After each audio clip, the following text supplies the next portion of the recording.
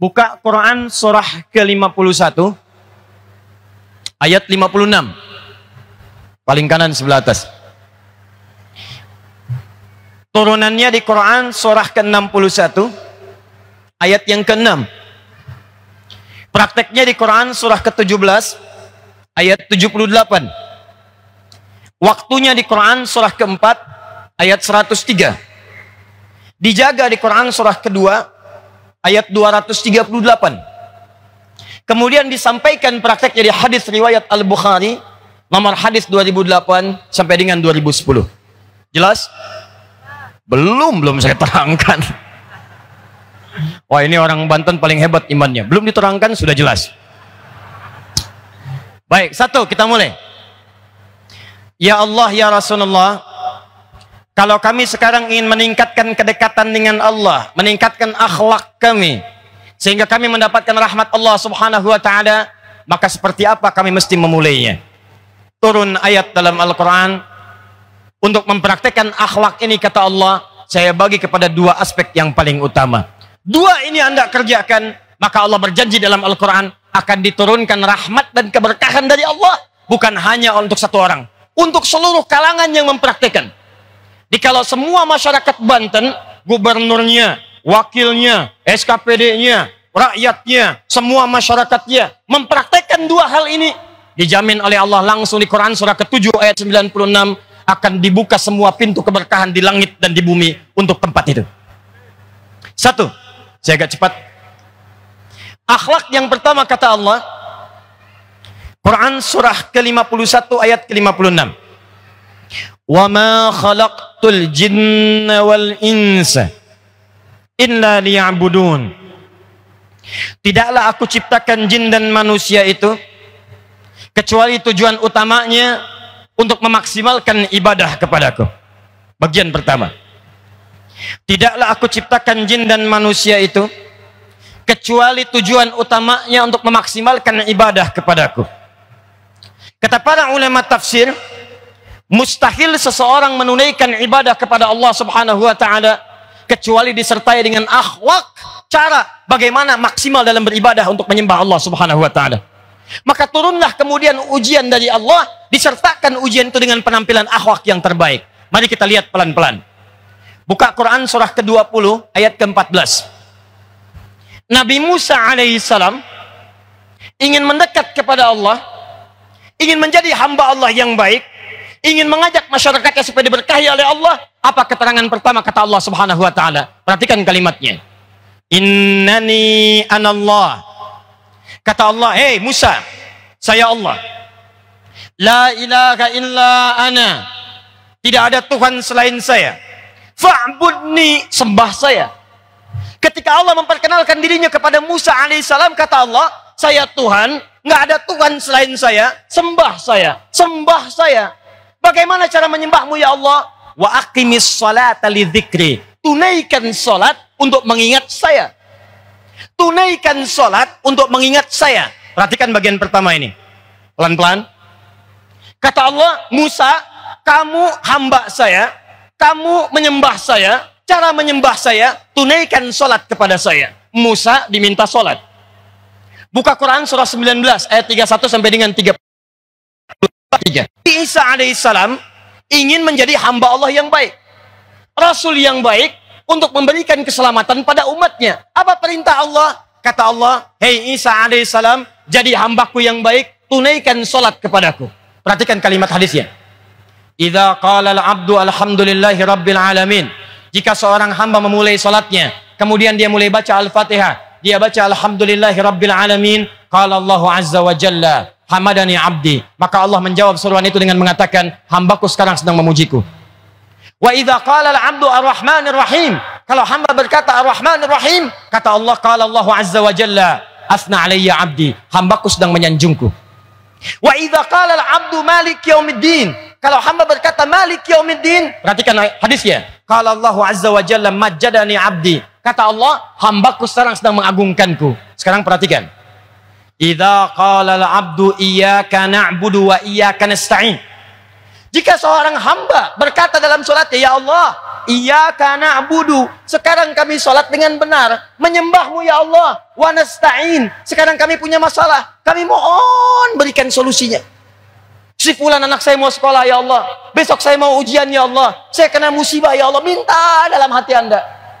Perhatikan jawabannya, ini hadis qudsi, hadisnya sahih. Qala Allahu azza wa jalla, ketika hamba mengatakan itu dalam sholatnya, Allah langsung jawab, hadza baini wa baina abdi, ini perjanjian antara aku dengan hambaku. Wali abdi, kalau hambaku benar fokus sholatnya sampai dengan kalimat ini, masalah apapun yang dia minta sekarang aku akan kabulkan. Apapun yang ia minta sekarang aku akan kabulkan. Makanya Anda cek silahkan, semua bacaan sholat isinya doa. Makanya semua di kitab fikih disebut as-sholatu hiya doa. Sholat itu doa, berdiri doa, ruku doa, sujud doa, duduk di antara dua sujud doa, mau tahiyat doa, semua doa. Pertanyaan saya, di antara sekian doa yang Anda panjatkan, berapa kali yang dikabulkan? Barusannya duhur udah minta tuh, Rabbighfirli warhamni wajburni warfa'ni warzuqni, minta rizki, sebutkan 4 kali. Minta rizki. Pertanyaan saya, di antara sekian doa yang pernah dibacakan, berapa yang dikabulkan oleh Allah Subhanahu wa taala? 1. Termasuk juga pemerintahan. Jaga akhlak kepada Allah. Tunaikan hak Allah Subhanahu wa taala. Mudah bagi Allah ketika hak Anda diberikan, tapi hak Allah kemudian Anda tinggalkan. Mudah bagi Allah untuk menghancurkan karya yang telah Anda desain bahkan bertahun-tahun. Anda membangun sampai Provinsi Banten dibangun 5 tahun, 10 tahun, 20 tahun. Apa yang Anda bangun dalam 20 tahun, Allah bisa runtuhkan hanya dalam 2 menit saja. Kirimkan gempa, hancur semuanya. Apa yang Anda tinggikan dalam 10 tahun, Allah cuma kirimkan 1 menit saja. Datangkan banjir, selesai semuanya. Karena itu ketika kita diminta menyembah Allah, sesungguhnya bukan menuntut kita untuk sekedar menunaikan ibadah. Allah tidak butuh dengan sholat kita. Sebanten tidak sholat, tidak akan menurunkan status Allah sebagai Tuhan. Tapi yang paling menarik, kenapa kita diminta sholat? Hayya 'alas shalah, kata Allah, hayya 'alal falah. Hei, yang belum bahagia saya kasih. Yang pengen sukses saya berikan. Yang pengen sejahtera, falah saya berikan. Tapi pertanyaannya, kalau ada orang tidak sholat, tidak bahagia, tidak sholat. Antum sholat, kenapa nggak dapat? Sejahtera nggak dapat, sukses nggak dapat, bahagia nggak dapat. Barangkali yang pertama, akhlaknya dalam menyembah Allah itu yang kurang. 1. Ketika Anda sholat, kata Nabi, perhatikan penjelasannya, maka hadirkan suasana menyembah Allah seakan-akan engkau menatapnya. Tak mampu menatapnya, maka rasakan Allah mengawasi kita, bahkan rasakan boleh jadi itu sholat yang terakhir kita tunaikan. Akhlak yang pertama, begitu Anda menyembah Allah dalam sholat, rasakan boleh jadi itu sholat yang terakhir kita tunaikan. Wa annahum ilaihi raji'un. 2, saya agak cepat, mohon maaf. 2, akhlak dalam sholat, kalau ingin oleh Allah kemudian dikabulkan doa-doanya, dirubah perilakunya jadi baik, diberikan kesejahteraan dalam kehidupan, maka syarat yang kedua kata Al-Quran, perhatikan baik-baik, akhlak yang kedua dalam menyembah Allah, lakukan itu semua tepat pada waktunya. Bahkan jika Anda bisa mengerjakan sebelum waktunya, tunggulah waktu-waktu sholat itu dengan mendekat kepada Allah untuk mengerjakan amalan-amalan lainnya. Begitu Anda kerjakan, maka Allah janjikan beberapa hal yang tidak diberikan pada hamba-hamba sebelumnya. Contoh, saya buat karyawan dulu ya, tahan sebentar. Buka Quran surat 17 ayat ke-79 sampai 81. Paling kiri sebelah atas. Quran surah ke-17 ayat 79 sampai 81. Tahan. Kata Allah, tunaikan sholat itu tepat pada waktunya. Kalau perlu, tambahkan dengan sholat-sholat lain sebelum waktu sholat itu tiba. Contoh, subuh jam berapa sekarang? 4:09, 4:04, 4:07, 4:10, Masya Allah, terjadi perbedaan pendapat tentang waktu sholat subuh. Ini tandanya warga Banten yang datang bukan dari satu kota yang sama. Yang dari Tangerang, mana Tangerang? Ada, Cilegon, Serang, banyak, Pandeglang, Menes, Labuan, Masya Allah, wajar terjadi perbedaan pendapat. Sekarang lihat, tahan baik-baik, Quran surah kedua ayat 238, kata Allah, hei, kalau kamu ingin tunaikan sholat, kemudian sholatnya ingin aku jawab, doanya aku kabulkan, kesejahteraan aku berikan, keselamatan aku berikan. Hafizu 'ala sholawati was sholatil wusta. Jaga waktu-waktu sholat, jangan sampai telat dalam mengerjakannya. Subuh 4:07. Begitu dipanggil 4:07, Allahu Akbar, siap. Begitu Anda siap kerjakan, maka Allah janjikan di ayat lain, begitu Anda tunaikan, saya berikan kemudahan-kemudahan dalam mendapatkan apa yang Anda inginkan. Contoh, apa dalilnya Ustaz? Buka Quran surah ke-65. Di akhir ayat kedua, di awal ayat ketiga. Wa may yattaqillaha yaj'al lahu makhraja wa yarzuqhu min haitsu la yahtasib. Siapa yang bisa meningkatkan takwanya dekat dengan Allah, maka saya janjikan, kata Allah, semua urusan-urusan dunia akhiratnya saya mudahkan. Di keluarga kalau ada masalah, saya mudahkan.